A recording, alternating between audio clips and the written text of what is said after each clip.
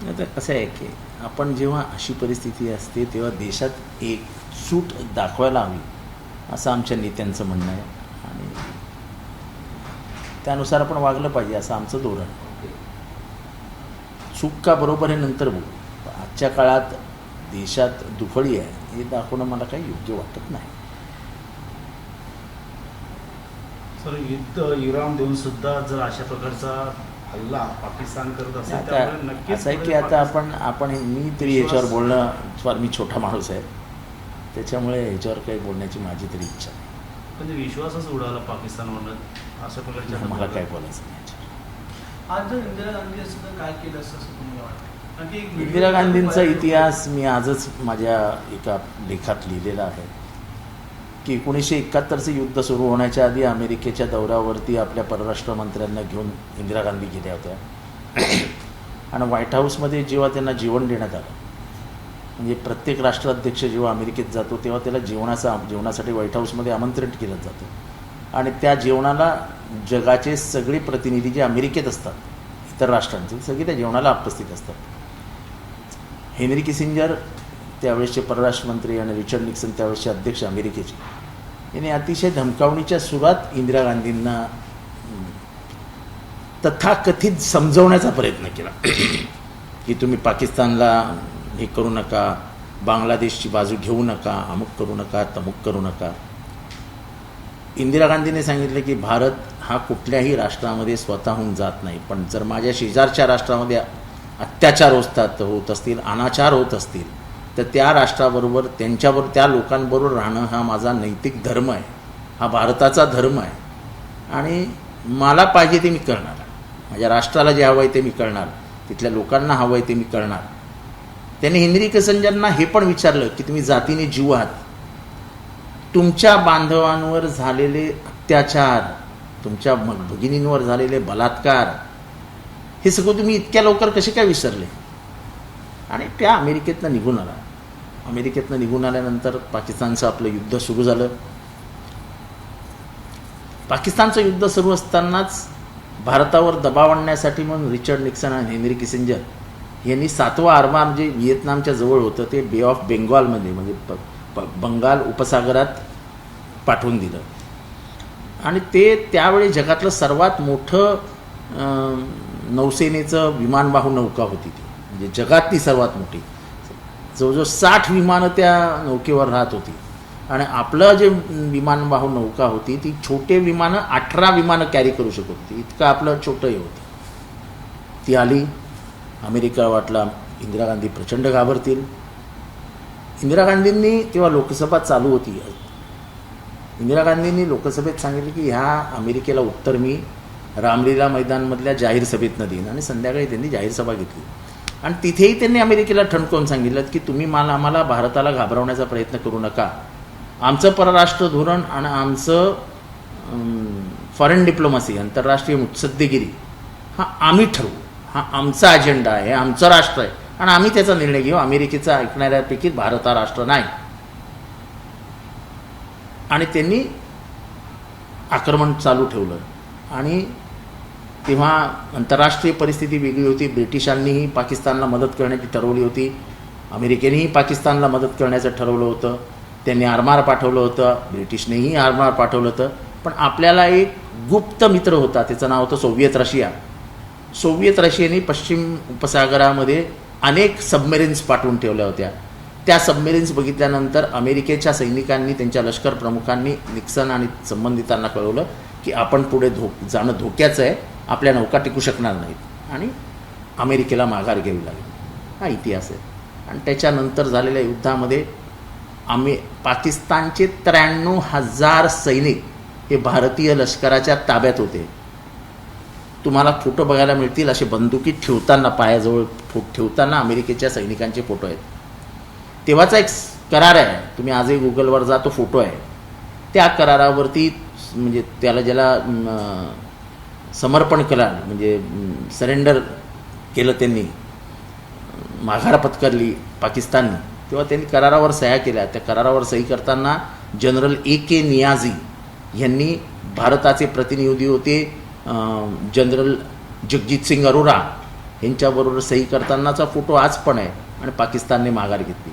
नंतर त्या सैनिकांना लगेच इंदिरा गांधी आणि राष्ट्राने ठरवलं की परत पाठवा, कारण का ते झेपणारं पण नव्हतं. एकीकडे बांगलादेशी लोंढे भारतात आलेले होते आणि आर्थिक परिस्थितीवरती आपल्याही ताण येत होता आणि त्याच्यामुळे अमेरिकेचा खुलेआम विरोध असताना जगाच्या नकाशावर भारताने आपल्या ताकदीच्या जोरावर, आपल्या सैन्याच्या जोरावरती एक राष्ट्र निर्माण केलं. त्या राष्ट्राचं नाव आहे बांगलादेश. त्यावेळेस शरणागती पत्करली असंच म्हणावं लागेल पाकिस्तानने खरं अर्थाने. शरणागती म्हणजे डॉक्युमेंट आहे, फोटो आहे. हा बघा, हा फोटो आहे की अमेरिकेन म्हणजे पाकिस्तानने, ठीक आहे, हा फोटो आहे. एका बाजूला जनरल नियाझी आहेत आणि दुसऱ्या बाजूला जगजित सिंग अरोरा आहेत. आपले तेव्हाचे राष्ट्र म्हणजे सगळे सेनाचे प्रमुख जनरल सॅम मानेकशॉ होते. तेव्हा आपल्यापेक्षा अत्याधुनिक सैन्य हे पाकिस्तानकडे होते. त्यांच्याकडे अमेरिकेचे पॅटर्न टँक होते, म्हणजे ते जे ज्याला आपण रणगाडे म्हणतो ते पॅटर्न टँक होते अमेरिकेकडे. ते सगळे उद्ध्वस्त केले भारतीय सैन्याने. भारतीय सैन्याचा हातच कोण पकडू शकत नाही, हातच शौर्यामध्ये. काय वाटतं त्यावेळी जर तुम्ही म्हणताय की पाकिस्तान वगैरे होतं, आताच्या घडीला आपण बऱ्यापैकी पाकिस्तानवर हल्ला करून मला या संबंधात मला या संबंधात काहीही बोलायचं नाही. आम्ही ह्या प्रकरणामध्ये जे काही निर्णय राष्ट्र म्हणून हे सरकार घेणार होतं त्याच्यावर मी फक्त तुम्हाला इतिहास सांगण्याचं काम तुम्ही विचारलं म्हणून केलं. बाकी मला ह्याच्यावरती काहीही बोलायचं नाही. शहाबाज शरीफ देखील आशा आहे सिंधू करार असेल, काश्मीर प्रश्नावर नव्याने चर्चा. मला ह्याच्यावरती काहीही बोलायचं नाही. फक्त दुसऱ्या राष्ट्रांनी आपल्या राष्ट्रावरती दबाव आणणं हे मला तरी काही योग्य वाटत नाही. तर महात्मा गांधी यांची हत्या हा पहिला दहशतवादी हल्ला आहे असं हर्षवर्धन सपकाळ यांनी सांगितलं. पण मी तर नेहमीच म्हणतो की या देशातला पहिला अतिरेकी नथुराम गोडसे आहे. तेच काय मोठे, त्या तत्वांमध्ये कधी बदलत नाही. ते आहे ते आहे. सर, दुसरे राष्ट्रवादी एकत्र एका आधीच पवारांनी विधान केलं, मला माहित नाही, पण यातून सहकाऱ्यांची सत्तासाठी हातबल दिसते असं निरीक्षण पृथ्वीराज चव्हाण यांनी नोंदवलंय. कुठे पाकिस्तान, कुठे भारत, कुठे अमेरिका आणि कुठे डायरेक्ट 2 एनसीपी. काय तुम्ही प्रश्न विचारता? सर, जिस तरीके से ऑपरेशन सिंदूर के माध्यम से जो कार्रवाई हुई थी, डोनाल्ड ट्रंप ने ट्वीट करके कहा कि भारत और पाकिस्तान को समझौता करना चाहिए. तो हमारे देश की परराष्ट्र नीति के डोनाल्ड ट्रंप तय करेगा. कौन होता है डोनाल्ड ट्रंप? कोई हमारा नज़दीकी रिश्तेदार है क्या? आप लगातार डोनाल्ड ट्रंप के खिलाफ कह रहे थे कि ये डोनाल्ड ट्रंप राष्ट्रीय अध्यक्ष कम है और डोनाल्ड ट्रंप एलॉन मस्क का दलाल ज़्यादा है. सरकार डोनाल्ड ट्रंप नहीं चलाता है, डोनाल्ड ट्रंप और एलॉन मस्क मिलके अमेरिका चला रहे हैं. इंदिरा गांधी जिस तरीके से कार्रवाई की थी इंदिरा गांधी ने, आज वो याद आया कि अगर इंदिरा गांधी होती तो पाकिस्तान दोबारा जिस तरीके से उन्होंने तोड़ा था, 2 भाग किए थे बांग्लादेश और पाकिस्तान. इंदिरा गांधी की बात अलग थी. वो नेहरू की बेटी थी और नेहरू ने तय किया था भारत जब आज़ाद हुआ तब कि हम किसी के हाथ के नीचे नहीं रहेंगे, ना रशिया के हाथ के नीचे रहेंगे, ना अमेरिका के हाथ के नीचे रहेंगे. हम हमारा स्वतंत्र अस्तित्व कायम रखेंगे. और उस नीति के तहत इंदिरा गांधी चलती थी. जब अमेरिका ने उनसे कहा कि पाकिस्तान से युद्ध मत पुकारो, उन्होंने कहा तुम तुम्हारा देखो, हम हमारा देखेंगे, हमको जो करना है हम करेंगे. और उन्होंने पाकिस्तान को तोड़ के हाथ में दे दिया. उनके अमेरिका के धमकाने के बावजूद उन्होंने अमेरिका को कहा कि मेरे देश का निर्णय मैं लूंगा, आप उसके बीच में मत आना. लेकिन भारत जिस तरीके से लगातार प्रधानमंत्री डोनाल्ड ट्रंप का समर्थन कर दे, कहने के डोनाल्ड अभी ट्रंप नई सरकार है, नई परराष्ट्र नीति है, नई परराष्ट्र नीति के तहत वो चल रहे हैं. उसमें क्या हम कैसे बोलते हैं? पर हम ये मानते हैं कि परराष्ट्र नीति में आने वाले हजारों सालों में नेहरू जैसा नेता पैदा नहीं. तो डोनाल्ड ट्रंप को कहीं ना कहीं भारत का समर्थन करना चाहिए था, जिस तरीके से उन्हें एक मैं इस मामले में नहीं बात करना चाहता. तर हजारो वर्षानंतर काश्मीरबाबत तोडगा निघू शकतो का हे पाहण्यासाठी डोनाल्ड ट्रम्प दोघांसोबत चर्चा करणार आहे असं वाटतं. चांगली गोष्ट आहे. सर नाही, हाच प्रश्न हजारो वर्षानंतर म्हणजे काश्मीरची निर्मिती आणि पाकिस्तानचं प्रकरण 1000 वर्ष जुनं आहे.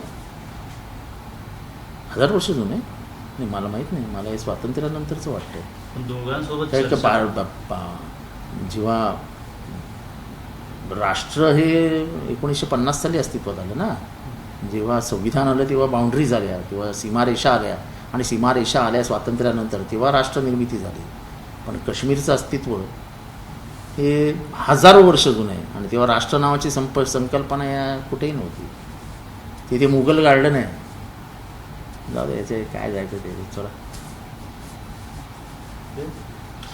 तोच प्रश्न डोनाल्ड ट्रम्पला की त्यांनी जी मध्यस्थी केली हे तुम्हाला काय वाटतं की हे अमेरिका बघा, नवीन राजकारण आहे, नवीन परराष्ट्र धोरण आहे, नवीन विश्व नया पद्धतीने सगळं चालू आहे. त्याच्यामध्ये आपण आता काय बोलणार? जे असं आहे की जो इतिहास आहे ते खूप काही शिकवून जातं. म्हणून मी इंदिरा गांधींचा फक्त इतिहास सांगण्याचा प्रयत्न केला. बाकी मला काय होतं, नवीन पंतप्रधान आहे, नवीन परराष्ट्र धोरण आहे, नवीन मुत्सद्देगिरी, आंतरराष्ट्रीय मुत्सद्देगिरीवरती आपण चालतो आहोत. आता ही मुत्सद्देगिरी असेल का त्याच्यावरती मला काय बोलायचं? त्याच्यावर काय बोलायचंच नाही. त्याला इंदिरा गांधींनी ठणकावून व्हाईट हाऊसमध्ये जाऊन सांगितलं होतं, व्हाईट हाऊस निक्सनच्या घरात, की तुम्ही माझ्या राष्ट्राच्या निर्णयामध्ये येऊ नका, तुमचा तो अधिकार नाही, माझ्या राष्ट्राचा निर्णय आम्ही घेऊ, भारतीय घेऊ. आणि तडकाफडकी निघून आल्या होत्या. नटवर सिंग तेव्हा त्यांच्याबरोबर होते, ते परराष्ट्र मंत्री होते. आणि हा सगळ्या एका पुस्तकात लिहिलं आहे. गॅरी ब्रास नावाच्या माणसाने द ब्लड टेलिग्राम नावाचं पुस्तक लिहिलेलं आहे. त्या पुस्तकामध्ये हा सगळा इतिहास नमूद आहे. हा कुठे IQ व्हॉट्सअप युनिव्हर्सिटीमधनं आलेला इतिहास नाही, हा पुस्तकातला इतिहास आहे. तर इंदिरा गांधीने ठणकावून सांगितलं होतं अमेरिकेला, तुम्ही माझ्यामध्ये पडू नका, मला जे करायचं ते मी करणारच. आणि पाकिस्तान बांगलादेशमधल्या नागरिकांवर अन्याय करत आहे. ईस्ट आणि वेस्ट पाकिस्तान होते तेव्हा बांगलादेश नव्हतं, तेव्हा ईस्ट पाकिस्तानमध्ये वेस्ट पाकिस्तान अन्याय करत आहे. आम्ही ईस्ट पाकिस्तानला स्वातंत्र्य मिळवून देणार. हे इंदिरा गांधींनी व्हाईट हाऊसच्या घरात जाऊन सांगितलं होतं, घरात. आणि किसिंजरला सांगितलं होतं, तुम्ही विसरला असताल तुमच्या ज्यूजवर झालेले अत्याचार, हे तुम्ही कसे विसरू शकलाल? माझ्या शेजारी राष्ट्रामध्ये माझ्या भगिनींवर बलात्कार होत आहे, माझ्या लहान बाळांना मारलं जात आहे, माझ्या भावांना मारलं जात आहे. मी उघड्या डोळ्यांनी भारत बघू शकत नाही. आम्ही पाकिस्तान बांगलादेशची स्वतंत्र निर्मिती करणार, त्यांना स्वातंत्र्य मिळवून देणार. आणि शेवटी 1971 साली जगाच्या नकाशावरती पाकिस्तान तुटून बांगलादेशची निर्मिती झाली. ही फक्त भारतीय सैन्यामुळे शक्य झाली. आणि त्यामुळे आमच्यासाठी कोण डोनाल्ड ट्रम्प? डोनाल्ड ट्रम्प आमच्या देशाची दिशा ठरवणार का? मी तर त्यांना राजकारणी पण मानत नाही. रिचर्ड निक्सन, हेनरी किसिंजर, आत्ताचे बिल क्लिंटन, हे सगळे राजकारणी होते. डोनाल्ड ट्रम्प हा राजकारणी नाही आहे. डोनाल्ड ट्रम्प हा व्यावसायिक आहे. आणि प्रचंड पैसे आणि डिवाइडचं म्हणजे पोलरायझेशनचं पॉलिटिक्स, ह्याच्यासाठी तो अमेरिकेत आज नेता बनला आहे. नुसता द्वेष तयार करायचा, हा विरुद्ध तो, तो विरुद्ध हा, हा विरुद्ध तो. म्हणजे डोनाल्ड ट्रम्प ज्या गतीने आणि ज्या पद्धतीने पुढे झाला आहे, अजून 10 वर्षांनी म्हणजे 5 वर्षांनी त्याचं जर परराष्ट्र धोरण हेच राहिलं तर भारतीयांना अमेरिकेत राहणं मुश्किल होऊन जाईल. ABP माझा, उघडा डोळे बघा नीट.